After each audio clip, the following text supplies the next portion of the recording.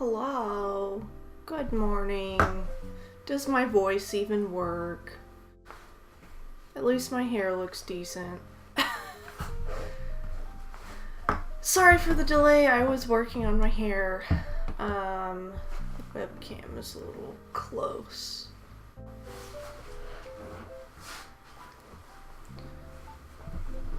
Oh my.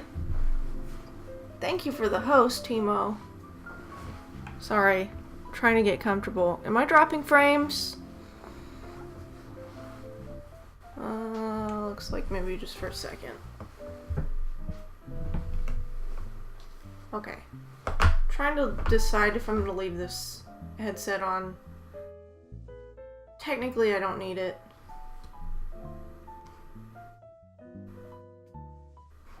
Yeah. I'll leave it off because I want my hair to be okay. So, if I take the time and the trouble to do it, then I want it to last and I don't want to mess it up. So, whatever.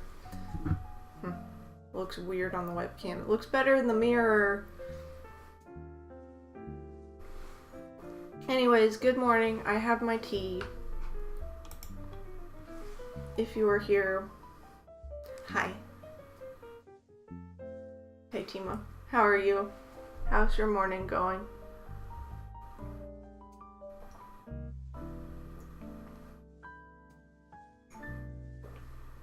If you're here in the stream or watching on YouTube or the VOD, I hope you have a nice cup of tea or coffee or juice or whatever you like to drink, and you're relaxing and you're ready to listen to some more of The Mystery of the Ivory Charm, which if I remember correct, and I probably will only go like an hour today. Got the day off so I can rest. Ooh, that sounds nice. I hope you enjoy your day off. So, we stopped at chapter 6, about 50 pages in.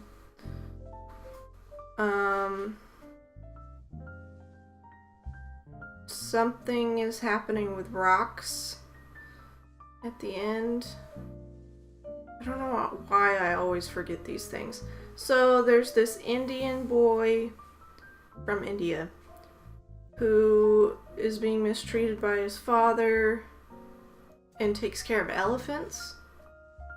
They're like in a traveling circus or something. And Nancy comes to his rescue, and then he ends up on their train, and the conductor finds him, but Nancy says she'll pay for his ticket, and he comes home with them. So that's what I remember. There's also an ivory charm, which the boy's father gave to Nancy, and there's something weird about it. That's really all we know about that. And then the last thing that happened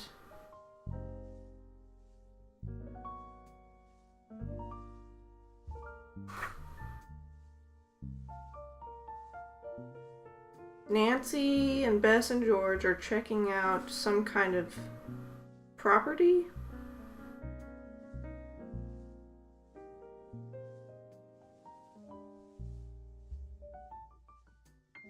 I don't know.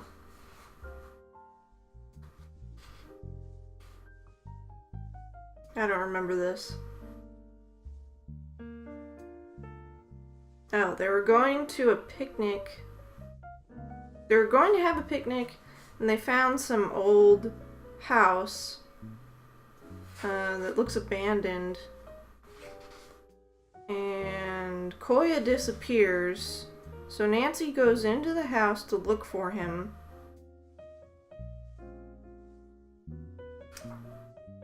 And George and Bess are waiting.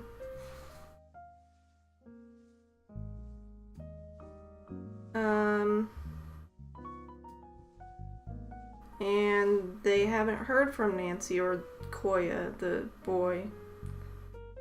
So Bess tries to go to the car, and starts it, but without success. And then,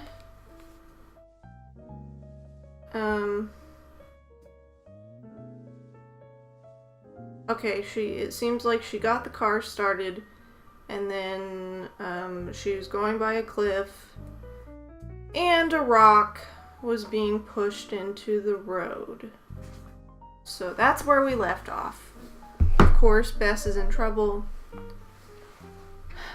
My thing on OBS keeps turning red. Am I dropping frames at all?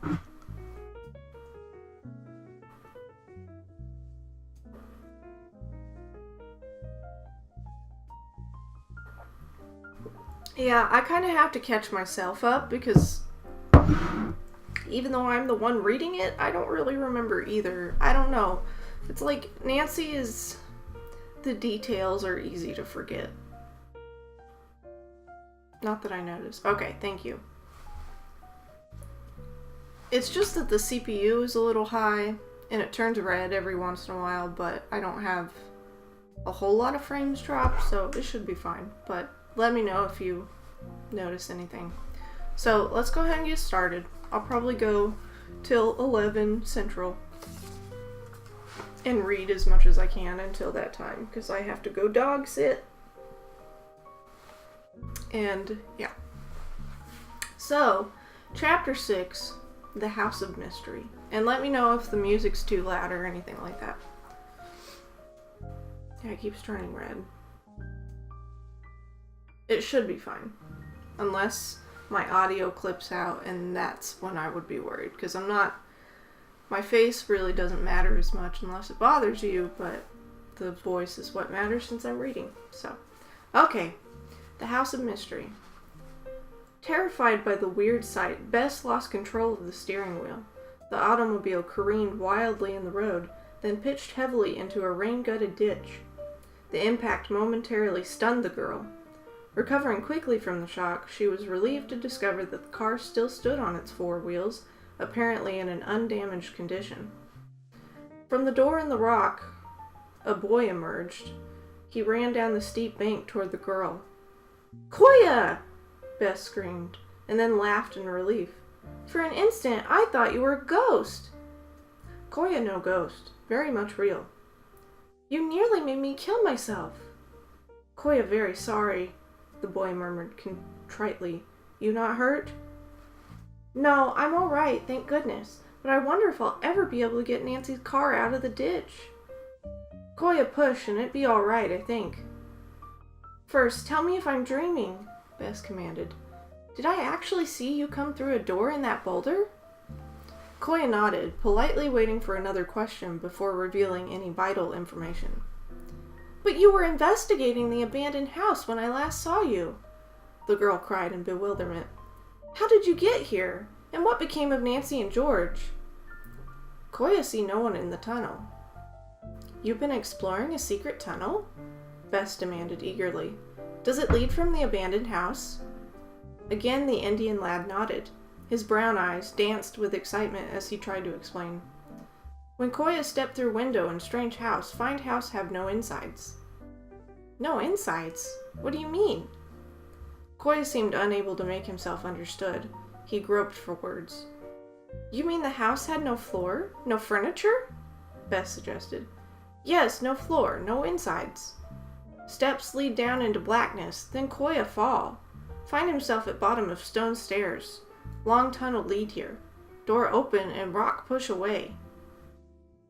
Bess was bewildered at the boy's story, but she felt convinced that his adventure offered a clue as to what had become of Nancy and George. Either in descending the stone stairway, they had met with a mishap similar to the one Koya had experienced, or else had remained in the tunnel to investigate its strange character.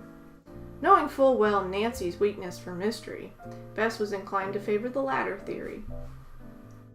"George and Nancy must be somewhere, either in the tunnel or in the house," Bess declared. "Come, Koya, show me how to enter through the rock." Obediently, the little lad from India led the way up the steep bank to the boulder. He threw his shoulder against it and pushed, but the stone did not move. "Strange," he muttered. "Most strange. Rock move easily when I push from other side." Let me help, Koya.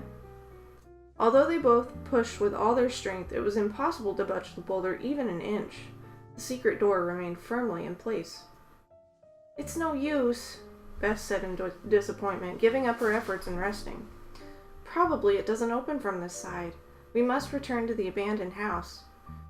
Remembering painful bruises he had received in the long fall down the stone steps, Koya hesitated, apparently none too eager to do this. Nancy and George may be in serious trouble, Bess said urgently. Then Koya go with you, the boy promised quickly. Only this time, I enter house in more safe way. They returned to the automobile. Bess started the motor and shifted into low gear, while Koya pushed with all his strength.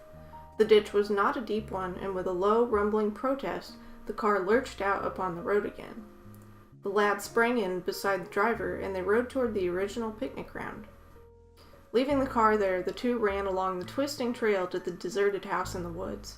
In her anxiety to reach Nancy and George, Bess did not notice that Koya was lagging farther and farther behind. She reached the place ahead of him and stood impatiently waiting by the porch.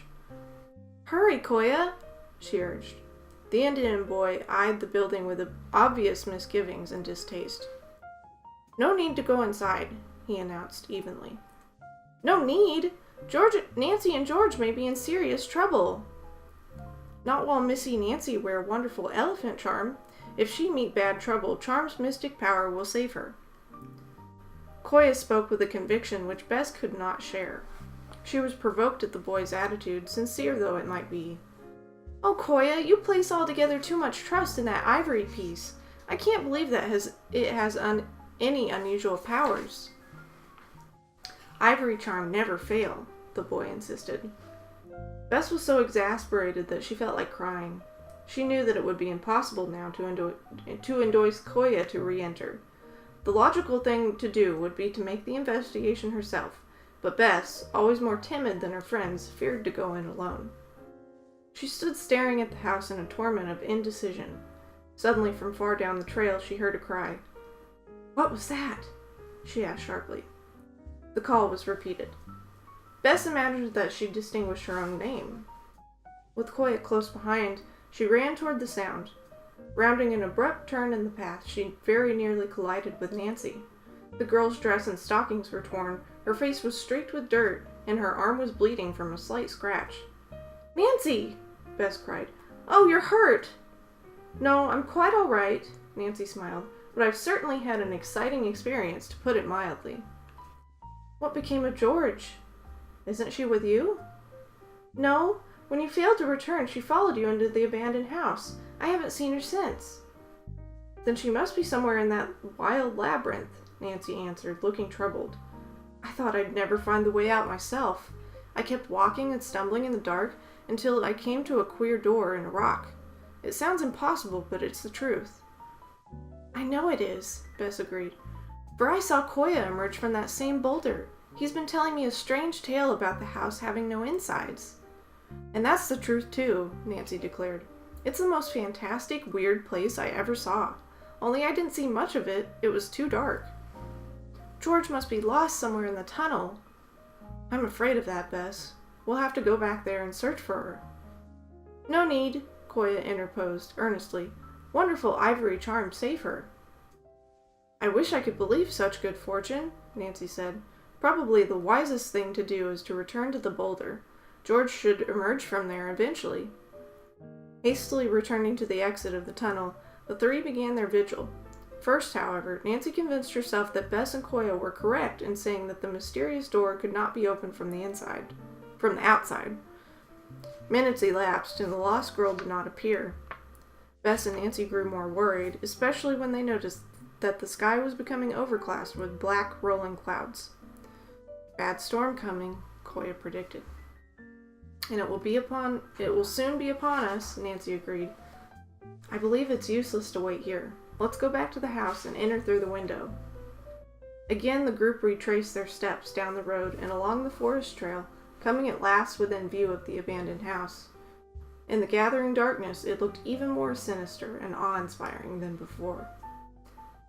I don't like the idea of going inside, Bess shivered. Neither do I, Nancy admitted truthfully. but we must find George. She moved boldly toward the front porch, with Bess and Koya following very reluctantly. Nancy paused to listen intently. "It was only thunder," Bess said. "No, I heard something." The sentence was never finished. From inside the house there came a terrific crash, accompanied by the sound of glass splintering against a hard metallic surface. Then silence. End of chapter 6. No tea this morning for me, just Snapple apple. Ooh, that sounds good though. I haven't had Snapple apple. Is it apple juice or like a flavored tea or something? Because I know Snapple is tea, but I didn't know if they like make juice or something. Ugh. I'll probably have to get more tea in the middle. Juice. Oh, okay. Well, that sounds good. I'm drinking morning breakfast tea from Australia. But it's not that warm anymore, so... I think I am dropping frames every once in a while, but I don't want to restart stream, so... 10% juice only, though. Oh. What's the 90%?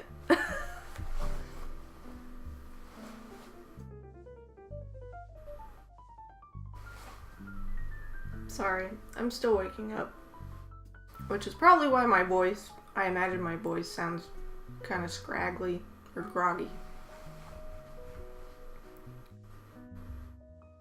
But I'm also like, I had this sore like on my tongue. And usually I get like mouth pain when I'm like about to get sick.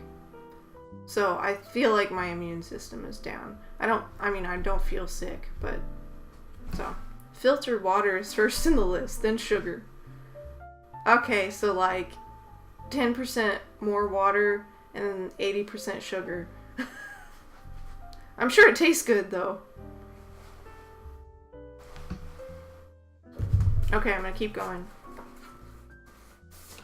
Chapter 7, The Chamber of Horrors. "Don't go inside," Bess pleaded frantically. "Please don't. Something dreadful will happen to you." Nancy paid no heed, as Nancy does. Boldly she flung up the window and stepped through the opening to find herself on a narrow ledge. She was startled to hear a low moan directly below her. "George," she called. "Is that you?" "It's all that's left of me," a faint voice groaned. Trusting herself to the treacherous stone steps just below her, Nancy quickly descended. When her eyes became accustomed to the gloom, she found her chum lying in a crumpled heap at the bottom, surrounded by a circle of broken glass. Her arms had been cut in several places. "What happened?" Nancy gasped, endeavoring to stop the bleeding with her handkerchief. "Oh, I've had a horrible time," George half sobbed. "I lost myself in a musty old passageway. When I couldn't get out, I tried to come back the way I entered. I reached the top of the stairs and then I slipped. To save myself, I clutched at something hanging on the wall, but it wouldn't support my weight. Down I crashed with it on top of me." "Apparently you pulled loose a heavy mirror, George. It's a wonder you weren't killed." "I can vouch for the heavy part," George answered ruefully, rubbing her head. With Nancy's supporting arm about her, she slowly arose. "Did you ever see such a chamber of horrors?" "I never did. Can you walk if I help you?" "I think so." Cautiously groping their way, the girls climbed the steep stairway. George leaned heavily on her chum. Before they reached the entrance ledge, Bess thrust her head in through the open window. "Nancy! George!" she called fearfully. "Here we are, directly below," Nancy shouted. "Bring Koya and come in. George has been hurt." "I'm all right now," the faint girl insisted. "Have a care," she added as Bess prepared to step through the window. "The ledge is very narrow." Have a care? Nobody says that anymore. Nervously, her cousin entered the house, standing motionless on the tiny platform until Nancy could locate an electric switch. As the room was flooded with light, an amazing sight met their gaze. The house was indeed without insides. The flooring had been torn away, and from the rafters of the ceiling there hung several swings and trapezes similar to those used in circus acts. Huge mirrors, which reflected distorted images of the girls, were suspended from the walls. A safety net, badly torn, stretched beneath the ropes and swings. "What do you make of it, Nancy?" Bess inquired in awe. "It looks to me as if this place has been fitted up by acrobats, perhaps by amateurs who are practicing to become professionals." "And how do you explain the mirrors?" George asked. "I can't unless they're used to aid the acrobats in their practice." I would think so. The three girls for the moment had forgotten that Koya awaited them outside the building. Reassured by the flood of light from the windows, the boy now appeared at the entrance. "Raining very hard outside," he announced irreverently. "Then do come in," Nancy urged. "We'll all stay here until the storm lets up." While Koya marveled at the strange sights, Bess and Nancy bound up George's cuts and rubbed her bruises to the best of their ability. They had no bandages available, but ripped strips of cloth from the former's clean underskirt for the purpose. "This isn't a very neat job," Nancy apologized. "Perhaps it'll do until we can get home." Left to his own devices, Koya began to test out the ropes and swings. Bess uttered a little cry of alarm as the boy came swinging through space, hanging by his knees from the bar of a trapeze. "He'll be killed!"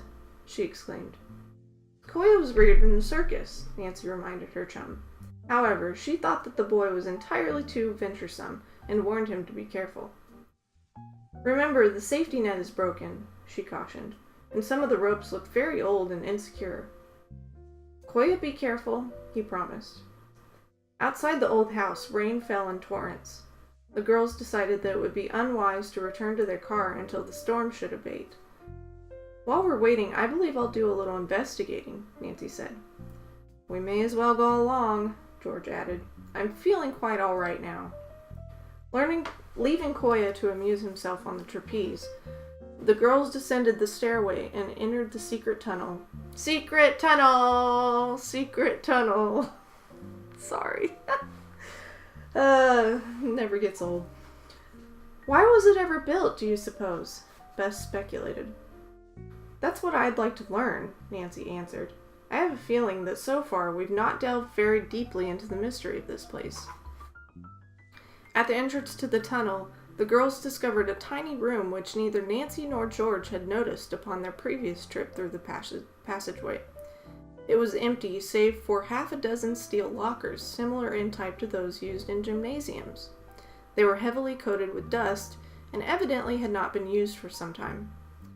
The locker room held slight interest for the girls. They soon moved on down the tunnel, coming presently to a turnoff. Nancy paused a moment to consider. "I'm sure it must have taken the main branch before," she said. "Let's explore the other one." The passage which she indicated was very narrow and so low that the girls were forced to stoop. Suddenly Bess halted, gripping Nancy's arm. "What was that?"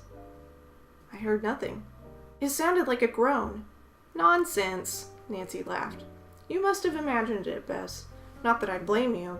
So much has happened that I easily could imagine it myself." Unwillingly, Bess moved forward again, slightly in advance of her chums.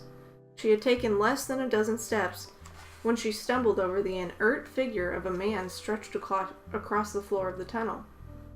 "Water! Water!" he mumbled. Poor Bess would have turned and fled, but she could not do so, for Nancy and George, who were directly behind, blocked the path. They too were startled, yet both realized that the man had been injured and needed attention. Nancy knelt down beside him, raising him to a sitting position. In the dim light she could distinguish only the faint outline of his face. "Where are you hurt?" she asked gently. "My head. I think it's broken. I was struck by a robber and dragged in here. But I'll get even. I'll fix him." Spent by the effort of speaking, the man dropped back against Nancy, a heavy weight in her arms. It was several minutes before she could rouse him again. "Who are you?" she questioned. "Tell us your name and why you're in this house." "I'm Jasper Bat. Old Batty, some folks call me. I look after the property. You mean you're the watchman? Yeah, I've been here since Pete was fired. Can you describe the person who struck you? No, the man muttered. He sneaked up behind me. I have a good idea who it was, though. Tell me his name, Nancy urged. No, Jasper Bat muttered. I'll get even with him myself, and I'll get back my papers, too. Papers? Nancy inquired alertly. Valuable documents entrusted to me by Rye. Rye? The Drew girl exclaimed, believing that she had not heard correctly. I was to give the papers to Miss Allison when she came for them. If I don't get them back, I'll lose my job. I'll help you recover them, Nancy said soothingly, when she saw that the watchman was becoming excited. Only you must tell me more about the documents. Nothing to tell, Bat murmured, shaking his head from side to side. I'll get the papers myself. I'll get square with that crook. He struggled to his feet, only to fall back into Nancy's arms, exhausted by the effort to arise. Leave me alone, he muttered angrily. Leave me alone. Go away before I lose my job. The poor old fellow is out of his mind, Bess whispered. What shall we do? We must go for help, Nancy decided. We can't possibly carry him ourselves.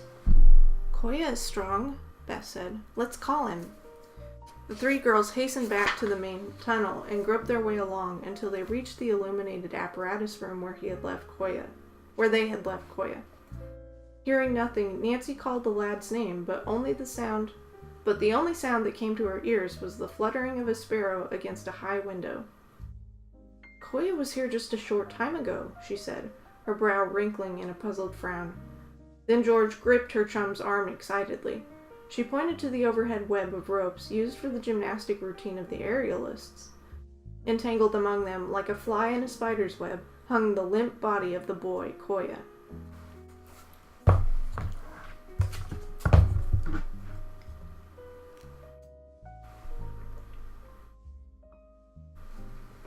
Looking at my sound effects. Ooh, that got bitter.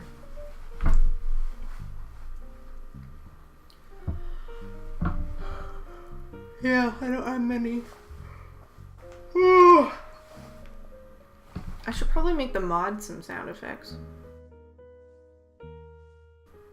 I think that'd be like 3 people maybe.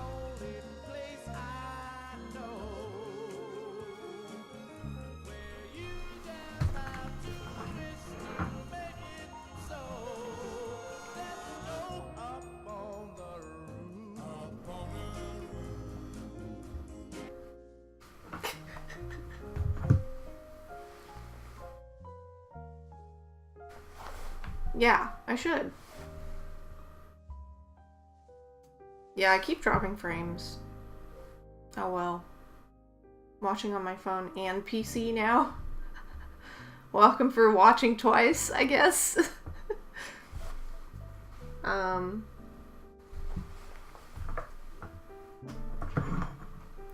do think I did make a redeem command that if you, I don't remember how much it cost.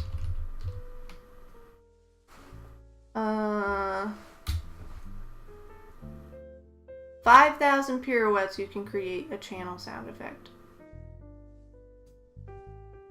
That's pretty high.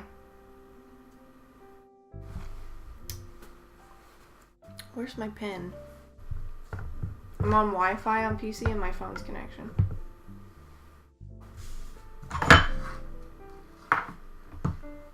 For some reason, I don't have a pin right at my spot. So, on PC, it's 3 seconds ahead.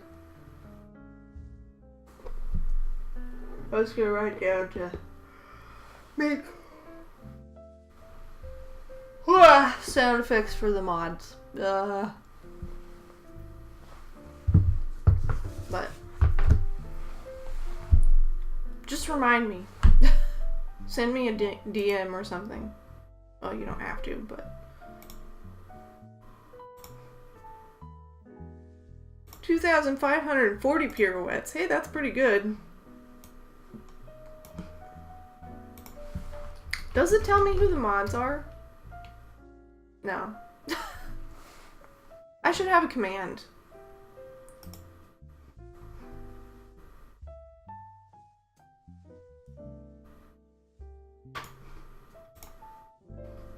Anyways, okay. We should get back to it. Yeah, you can send it to me on Discord. I'm basically back. I've logged back into my phone. It's just sometimes Discord is stupid with notifications, especially with DMs, which is annoying, but yeah, I'm back.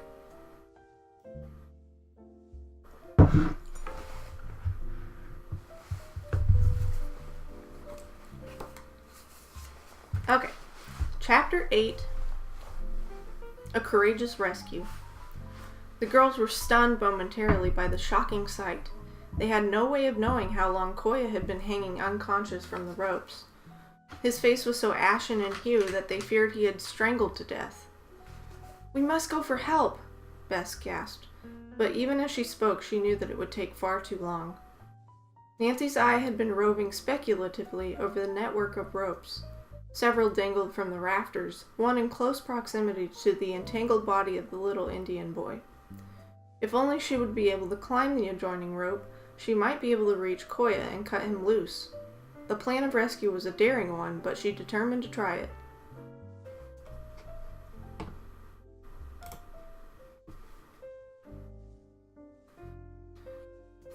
"See if you can find a knife or any sharp instrument," she commanded her chums tersely. "Look in the locker room, or perhaps Mr. Bat... Perhaps Mr. Bat has a pocket knife." In vain the girls searched the locker room for a knife. They were about to give up in despair when Bess spied a rusty old saw, which had been left in a dark corner. Snatching it up, they ran back to the apparatus room. During their absence, Nancy had managed to climb the tricky ropes. Spent and gasping for breath, she was endeavoring to reach a crossbeam directly opposite the rope from which Koya dangled. George and Bess watched nervously as the girl swung herself toward the structure. She secured a grip with her feet, pulling herself until she was able to transfer from the rope to the beam. Without waiting to be told what to do, Bess and George tied the old saw to the end of the rope Nancy had abandoned, and the girl then pulled it up. "Be careful, Nancy," Bess warned fearfully. "If you lose your balance, it means instant death. You're standing directly over the hole in the safety net." Nancy did not need to be warned to use caution. She knew that one misstep would prove fatal. Yet if she were to reach Koya, she must take daring chances. Clinging to the rope for support and with her feet on the beam, Nancy leaned forward, reaching out until she was able to grasp Koya's jacket. She pulled the limp body toward her, lashing the boy fast to the crossbeam. Next, she grasped the rusty saw and severed the rope which had strangled him. "Is he still alive?" George called anxiously. The question momentarily distracted Nancy's attention. At the same instant, a loud clap of thunder rumbled through the empty building, startling the girl so that she nearly lost her balance on the beam. The fright left her weak and spent. She clung tightly to her meager support until she had recovered somewhat. Then she calmly went on with her work. Using a rope which Bess and George swung up to her, Nancy tied it securely about Koya's body. Severing the fetters which had held him to the beam, she slowly lowered the body to the waiting arms of her chums. When Koya, still unconscious, was safely at the basement level, Nancy quickly slid down one of the ropes to join her anxious chums. "I'm sure he's dead. He's dead." "I'm sure he's dead," Bess whispered. "He's as white as a ghost." Nancy knelt down, pressing her ear against the lad's chest. She could hear the faint beating of his heart. "Koya's still alive, but he needs stimulants. If only we had some medicine." In their great anxiety for the life of the little boy, the girls had forgotten about Jasper Bat. They were startled now to see him emerge from the passageway, staggering as he walked toward them. His eyes held a wild, half-crazed expression which the girls did not notice. "Ask Mr. Bat if he has any medicine on his premises." Nancy urged her companions.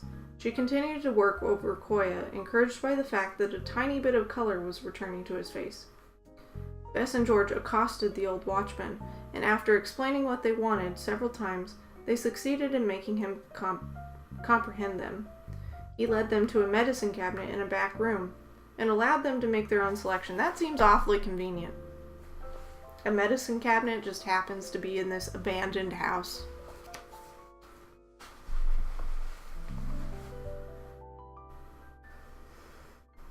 After administering the stimulant, Nancy was encouraged to notice that Koya's heartbeat became stronger.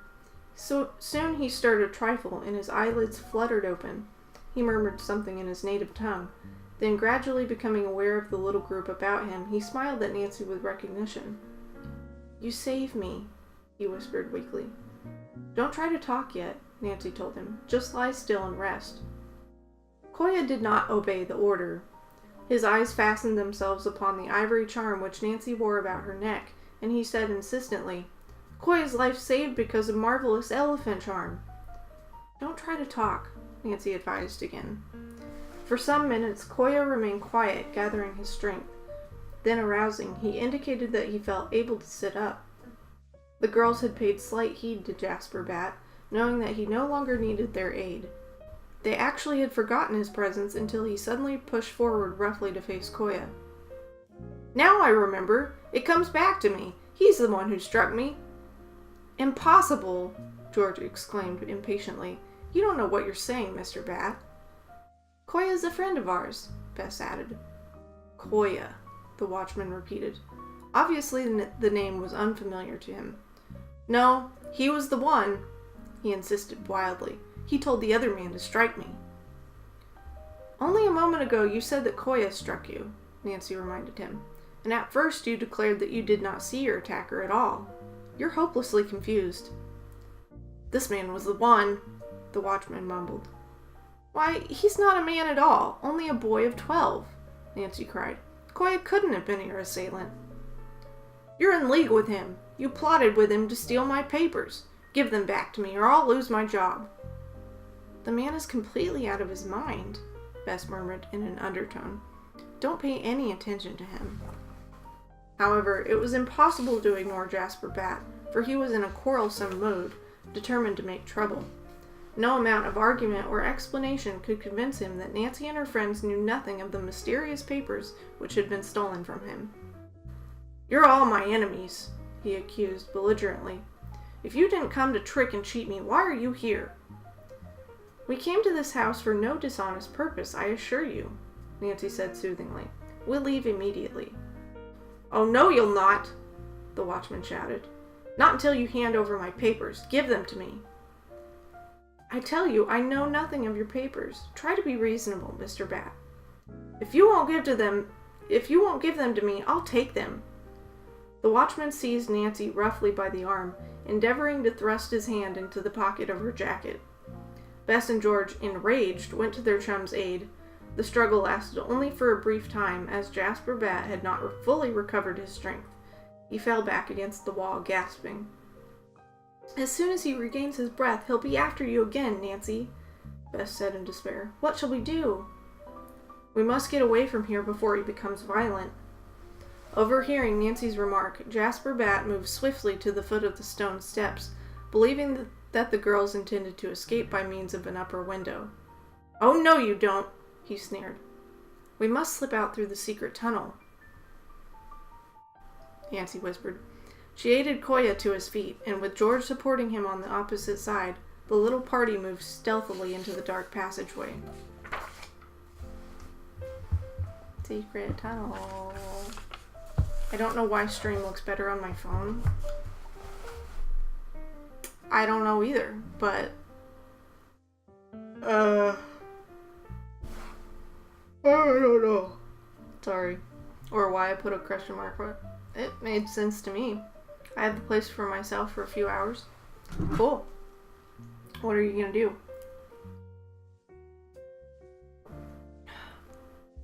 Yeah, this isn't warm at all anymore.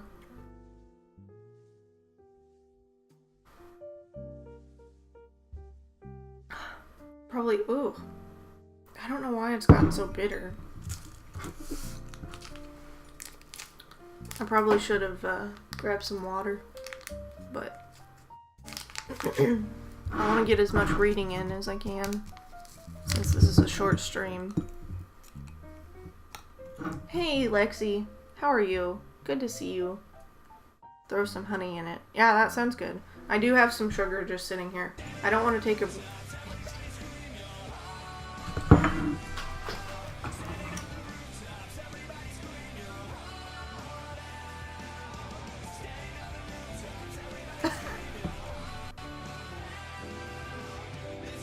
Oh my god. 3 layers of sound. Thank you for the host, Heartless. You like my sound effects? Those are my sound effects for me. So that song was one of those, emo songs we listened to in middle school. And, it has rooftops in it. So it works. It's my rooftop song. Yeah, I have some sugar here, and I don't want to take a break because I have to go dog sit Sesame, so I need to read quickly. So I'm only gonna go for 25 more minutes. So I don't want to take a break.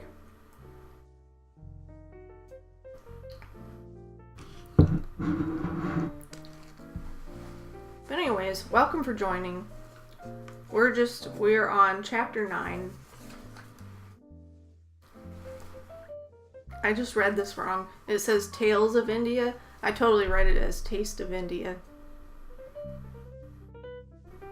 Also, I need to record that this is the original story version, and so that makes my description wrong. Although it sounds like, yeah, it sounds like they only changed the name of the kid. The story is basically the same. I don't know. I have the original as well. Oh, what a cute emote. It's a little kitty. Boo is still in bed. Surprise, surprise. Okay. Continuing on. So I don't need to read this one on stream. Well, you can if you want. It's totally up to you.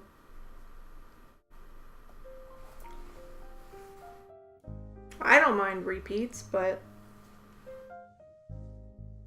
And I mean, it's your stream.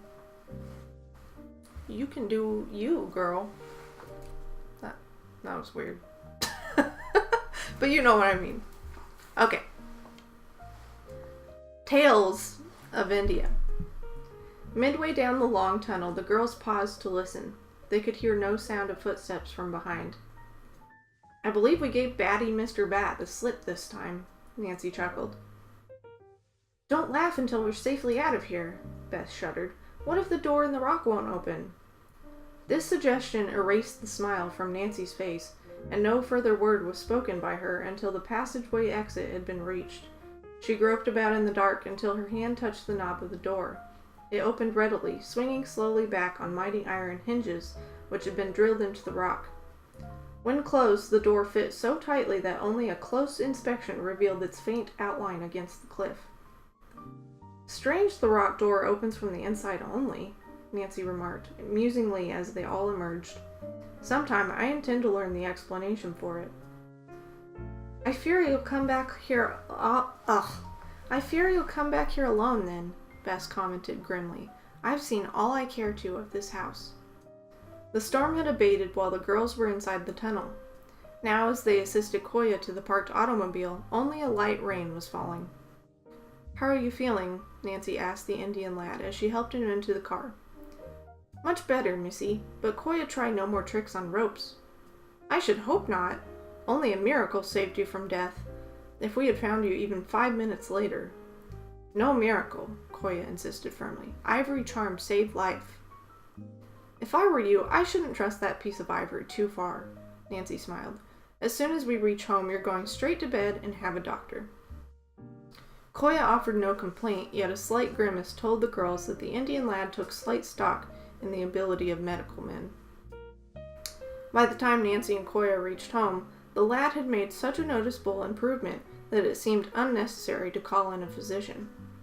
Hannah put the little boy to bed, and he immediately fell into an untroubled sleep. "I declare, Koya has wound himself around my heart," the housekeeper confided to Nancy. "I didn't realize how much he meant to me until this accident." "Yeah, because you're treating him as a servant, Hannah. Because this is the 30s and you're racist." "We must begin to plan his future." That night after dinner, she brought up the subject of engaging a tutor for Koya, and as she had expected, Carson Drew instantly agreed that the suggestion was an excellent one. "Select someone suitable, and it will be perfectly satisfactory," he said. "I'll leave the matter entirely to you." "It won't be easy to find the right sort of teacher." "That's why I'm leaving it all to you," Mr. Drew reiterated. "By the way, Dad," Nancy said after a moment, "did Miss Allison ever call at your office?" "No, she never did. It seems odd that she didn't come back. She probably switched to another lawyer, not that I care."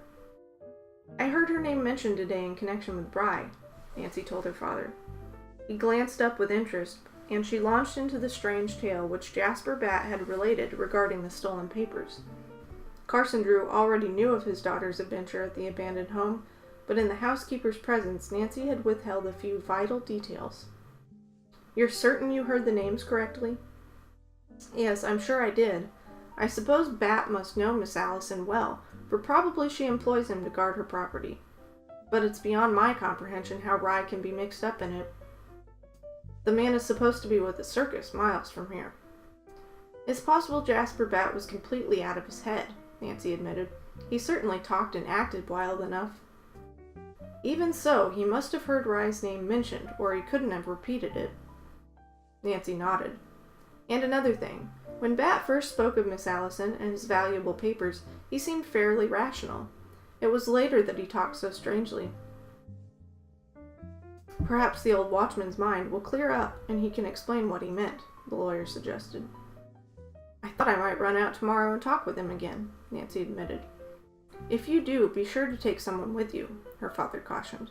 "Bat may be harmless enough in his normal state, but if he hasn't recovered from the blow on his head, he may give you some trouble." "I'll be careful, Dad." As it turned out, Nancy did not make the trip to the abandoned house the following day, for another matter occupied her attention. Later that evening, Ned Nickerson dropped in for a few minutes at the Drew residence, and after hearing of Nancy's exciting adventure, learned also of her plan to provide Koya with a tutor. "Why, I know just the teacher for you," he exclaimed. "Professor Lowell Stackpole." What a weird name. "It seems to me I've heard the name." "Well, I should think so. He's taught for years at Emerson U, and is known also as a traveler and connoisseur. He has made at least 10 trips to India and collects all sorts of native artware. Professor Stackpole speaks several languages, too." "Wouldn't he want more than I can afford to pay, Ned?" "I couldn't say as to that, but I imagine if Koya interested him, he'd not expect a very high fee. Would you like to have me talk with him?" "Indeed I would, Ned." "I'll see Mr. Stackpole tonight, and if the position appeals to him, I can bring him around here to talk with you tomorrow afternoon. How will that be?" "Fine," Nancy agreed, immediately abandoning her plans to visit Jasper Bat. Early the next morning, Ned telephoned to say that he had arranged an appointment with a noted professor. "We'll come to the house at 3 o'clock, he promised. "Professor Stackpole wishes to talk with Koya before he decides about taking the position." "But his fee?" "Don't worry about that," Ned chuckled. "If Professor Stackpole takes a liking to Koya, I'm certain he'll arrange something which will be satisfactory."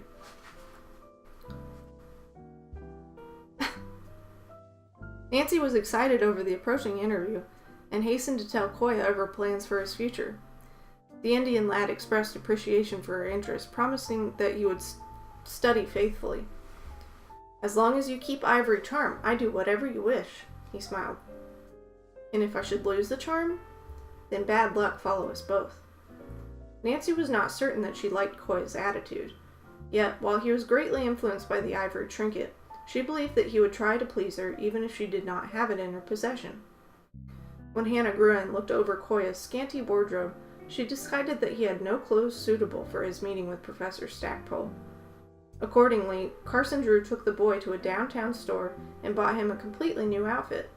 Immaculately scrubbed and brushed and garbed in the new suit, Koya amazed the family. "Why, you look actually regal." So he can't look regal in his native garb. The 30s. Nancy laughed. "I'm sure Professor Stackpole will be impressed now." "Screw you, Nancy." Promptly at the appointed hour, Ned and the instructor called at the Drew residence. Dr. Stackpole was a kind-faced, white-haired gentleman of 70 years. Yet he carried himself very well, and his gait was that of a much younger man. His bright blue eyes glinted with interest as he shook Nancy's hand. She noticed that his gaze rested for a long moment on the ivory charm which she wore about her neck, but he did not speak of the trinket immediately. At first the talk was general, pertaining for the most part to Professor Stackpole's adventures in India. "It is the most fascinating country in the world," he told Nancy. "You would love the temples, and the great bazaars where native wares are bartered." "I wish I might go there someday," Nancy said wistfully. "I fear you would find many customs and practices which would horrify you," Dr. Stackpole continued. "The caste system has led to many abuses. This is true, and it's still in place. Then, too, in certain parts of the country, the natives have no idea of sanitation. In the name of religion, they bathe together in sacred pools, many of them suffering from loathsome diseases. This same water is used later for drinking purposes." I'm glad I live in the United States," Ned interposed. Okay, I love Ned, but at this point in time, shut up, Ned.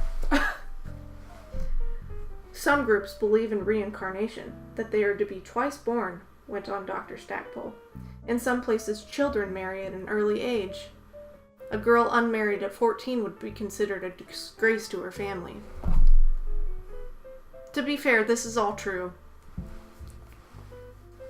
Back in the day, it's not, it's gotten better since 30s, but, "I suppose certain natives place great faith in charms and omens," Nancy commented.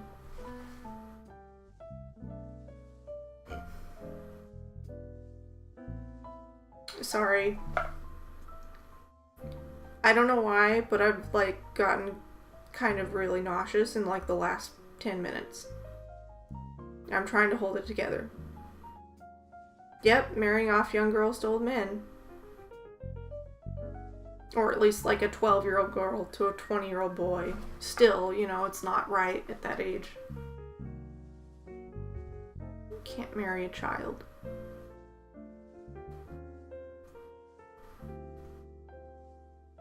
I'm just trying to make it to 11. I don't know why I'm nauseous, but I think I know where you're nauseous. Indeed they do. You might say that many of them are very superstitious. They believe in all sorts of miracles and sacrifices. Some religious groups hold the cow to be sacred, others the white elephant. Many wear amulets and charms to ward off disease, preferring such protection to the services of a doctor. The compounding of love charms is a standing source of profit, and there are natives who claim to have ability in black magic. I don't know about that. They make clay images of those whom they wish to injure, thrusting spikes into them to cause illness. I'm particularly interested in the strange beliefs held in connection with elephants, Nancy interposed. Again, Professor Stackpole's eyes wandered to the charm worn about the girl's neck. Sorry. Of course you know that the Indians divide elephants into castes as they do people. Oh, I didn't know that, he explained. The cult of the white elephant practiced by the kings of Siam probably had its origin in India and was based on the Hindu worship of Airavat, the sacred elephant of India. Even today, one finds many charms made in the form of the elephant. Some are carved from pure ivory. Then, ivory charms are somewhat common, Nancy observed in disappointment. It depends entirely upon the workmanship. Some are very rare indeed. If I am not mistaken, that charm which you wear about your neck came from India. It was given to me, Nancy said eagerly. I've been very curious regarding its history. May I look at it? I'll appreciate your opinion, Dr. Stackpole. Nancy removed it from her neck and gave it to him for his inspection. He gazed at it so long without speaking that she began to fear it was merely a cheap trinket, nothing more. This is an unusual charm, he said at last, in a tone which was almost reverent. I have never seen one of better workmanship or quality. The ivory is pure, and I should judge very old. The carving has been done by an expert. Miss Drew, you have a treasure in this piece, and should treat it as such. I had no idea it was so valuable. Unfortunately, I'm not an ivory expert, the teacher said with a slight frown. Yet it is obvious even to one of my slight experience that this charm at one time must have been the possession of a person of high caste, perhaps a great Rajah. Rai claimed that it formerly belonged to a ruler of a mystic Indian province. I rather doubted this story at the time the charm was given to me. Yeah, because you can't believe an Indian person, but you'll believe this white guy that has, is not Indian and only has second-hand knowledge.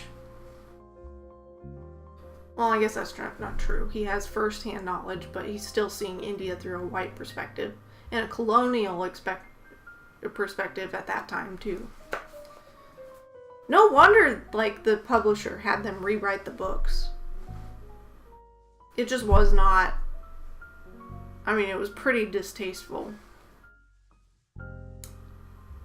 Very likely the tale is true, Professor Stackpole declared, and at any rate, your charm is valuable and should be safeguarded.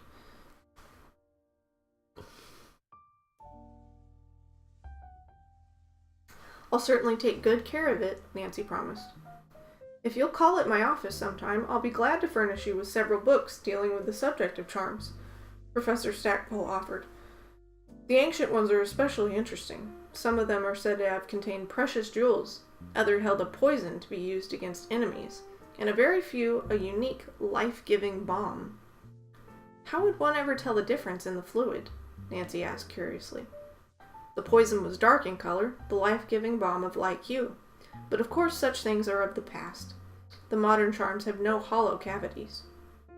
Nancy had been fascinated by Professor Stackpole's tales of India, but she did not forget the actual purpose of his visit. Koya was summoned to meet the distinguished gentleman. The boy's bearing was beyond reproach. Upon entering the room, he raised his right hand to his forehead and bowed respectfully to the professor. Then, seating himself cross-legged upon a cushion, he conversed with the teacher in his own language as well as in English. Hindi, I guess. Professor Stackpole nodded approvingly from time to time, and after the boy had been dismissed, said warmly to Nancy, "It will be a pleasure to instruct such a lad. He is unusually bright for his years, and I feel confident that he comes from a family of high caste." Why does that matter? His English may be faulty, but in his native tongue he speaks with poetic beauty. While Hannah served tea and cakes, Nancy timidly brought up the subject of payment for Professor Stackpole's services. The gentleman named a sum so low that she felt inclined to protest. "I tutor only because I enjoy the work," the teacher explained. "If Koya had not interested me, I should have declined the task." Before Dr. Stackpole left the house, arrangements were made for Koya to begin his studies the following day. Nancy accompanied the Indian boy to the professor's office, where he secured a list of the books which would be required. "Koya, you must study hard," she told him earnestly. "Kind Professor Stackpole will not bother with you otherwise." Koya burn much midnight oil," the boy smiled. Okay, if you don't have a good grasp on English, you would not know that saying. If you learn other things as quickly as you do slang, I'm sure the professor will be highly pleased, Nancy laughed. In the days immediately following, Koya delighted everyone by devoting himself to his studies with great zeal. When he was not working about the garden, he would retire to his room over the garage, where he could often be heard reciting his lessons aloud. One afternoon, as she entered the garage for a garden tool which had been left there, Nancy was amused to hear the boy's familiar chanting voice. Koya was reciting a history lesson. Then gradually the tone of his voice changed. In a dreamy sing-song chant, the lad began a strange, senseless jargon, apparently envisioning himself as the ruler of a great province in India. Nancy looked troubled when she left the garage and mentioned the matter to Hannah. "I do hope Koya doesn't start to daydream," the housekeeper commented anxiously. "I'm afraid the boy is a bit off in regard to his imaginary ancestors. When I'm here alone in the kitchen, he often comes in and tells me the most outlandish tales about his parents, how important they were in India." "Professor Stackpole believes that Koya comes from a fine family," Nancy said thoughtfully. "I doubt that Raya is of high caste. I wish we could locate the man and question him." Since the Indian had vanished with the circus and had not chosen to communicate with Mr. Drew, the task of tracing him would prove difficult. Nancy decided not to ask her father's aid in the matter until after he had finished with an important law case which was causing him considerable anxiety. She reflected that it might be well in the meantime to visit the abandoned house again and question the old watchman regarding his knowledge of Miss Allison and the man Rye. Recalling her promise not to go alone to the house, Nancy telephoned to Bess and George. She was pleased that they had recovered from their recent unpleasant experience and were willing to revisit the scene of their fright. Early in the afternoon, the girls drove to the Allison property, parking as near the empty house as possible. They circled through the woods toward the building and emerged from among the trees. Nancy, who was in the lead, halted abruptly. Directly in front of the house, engaged in earnest conversation, stood a man and a woman. "It's Anita Allison," Nancy whispered. "But the man is a stranger. Who can he be?" Let me see how long the next chapter is. Oh, it's not long at all. I'm going to keep going and I'm dropping a bunch of frames. I'm going to keep going. One more chapter and then I'll catch up. Chapter 10, A Strange Jeweled Book. The three chums drew near the old house, making no secret of their presence, yet approaching quietly. Miss Allison and her companion were so engrossed in their conversation that they failed to observe the girls. "Your price, Miss Allison, is far too high," the man declared firmly. "We're willing to pay a fair sum for the place, but the amount you ask is unreasonable. As it stands, the property is useless to you, and in its present untended condition, it's an eyesore to the community. If you sell to our firm, you'll be doing River Heights a favor by making possible a fine new golf course, and at the same time assuring yourself of a handsome profit." "The signs are not favorable for a transaction at this time, Mr. Bruce." "The signs?" the man demanded impatiently. "What signs do you mean?" "I must have an omen. A favorable omen." "That's ridiculous," Mr. Bruce snapped.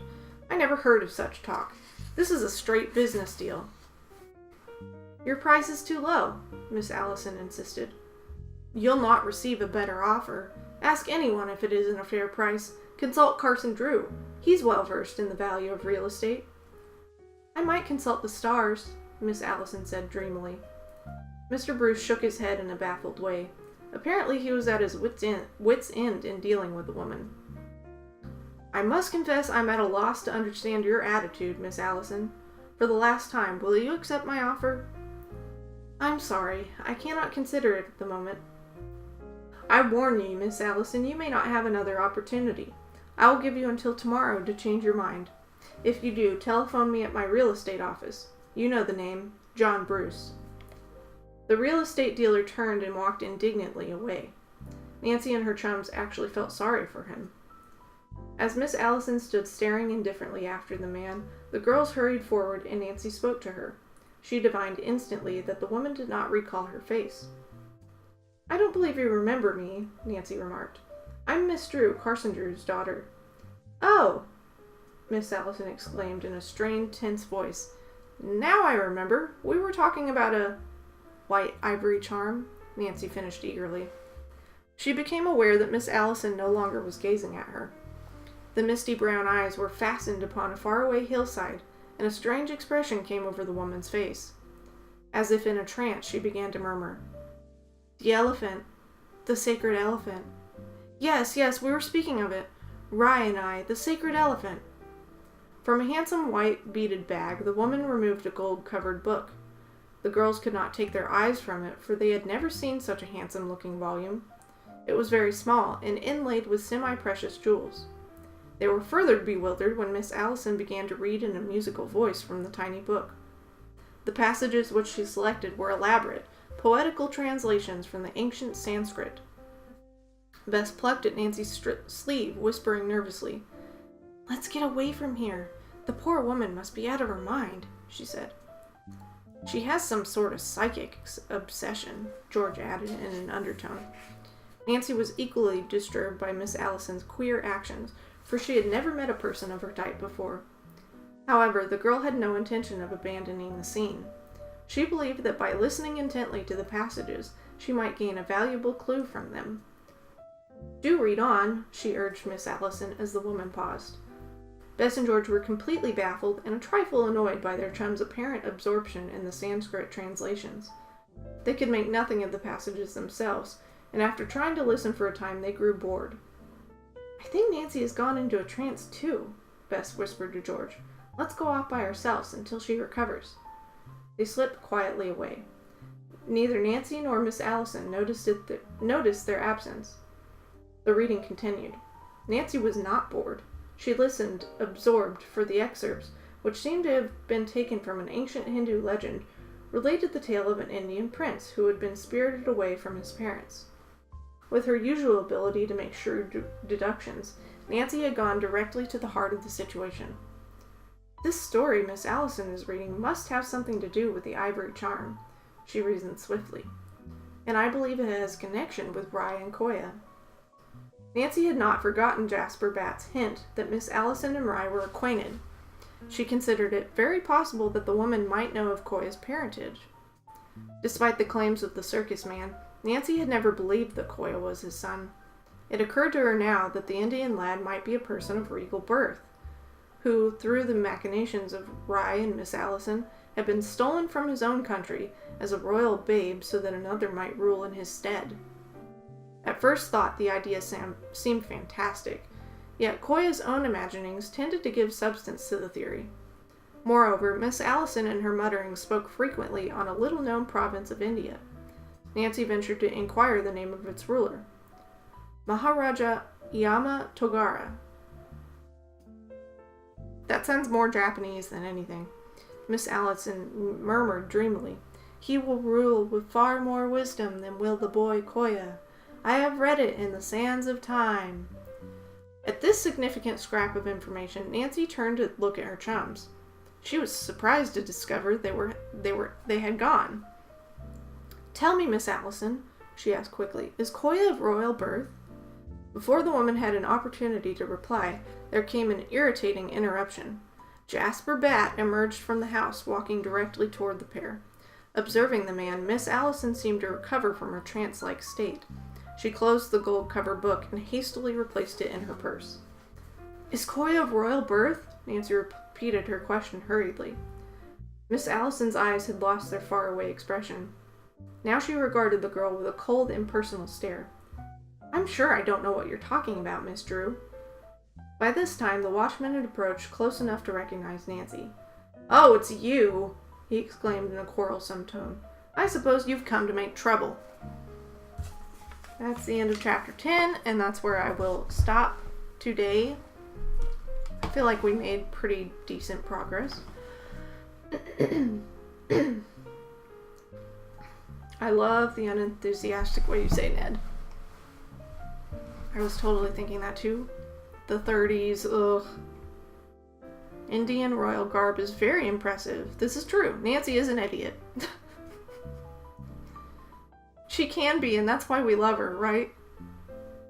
Oh wow. Ned, please. Marrying off your young girls too. I think I know why you're nauseous. We get it. India bad, US good. That does seem to be the narrative, right?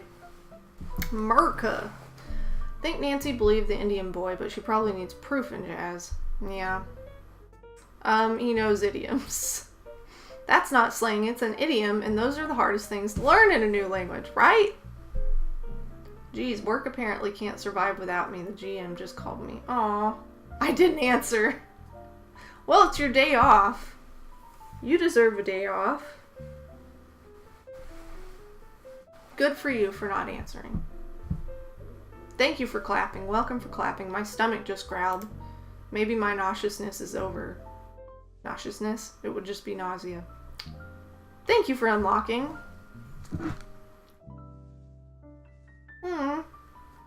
Thank you for the hug.